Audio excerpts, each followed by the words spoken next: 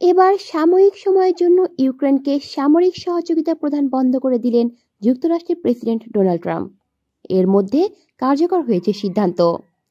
White হাউসে ইউক্রেনের president Volodymyr জেলেনস্কির সঙ্গে বাকবিতণ্ডতার পর এই সিদ্ধান্ত নেন তিনি। স্থানীয় সময় সোমবার একাধিক সংবাদ মাধ্যমে প্রতিবেদনে এই সিদ্ধান্তের কথা জানানো হয়। ফক্স নিউজের প্রতিবেদনে বলা হয়, যতক্ষণ না পর্যন্ত ট্রাম্প মনে করবেন ইউক্রেনের নেতারা শান্তির প্রতি অস্বীকারের সদিচ্ছা দেখাচ্ছেন, ততক্ষণ পর্যন্ত সহযোগিতা বন্ধ থাকবে। যুক্তরাষ্ট্রের যেসব সামরিক সরঞ্জাম এখন ইউক্রেনে নেই, সেগুলো এই সাময়িক সহযোগিতা বন্ধের আওতায় পড়বে। সাময়িক এই অস্ত্র সহযোগিতা বন্ধ রাখার সিদ্ধান্ত কার্যকর করতে প্রতিরক্ষামন্ত্রী পিট হেগসেথকে নির্দেশ দিয়েছেন প্রেসিডেন্ট ডোনাল্ড ট্রাম্প।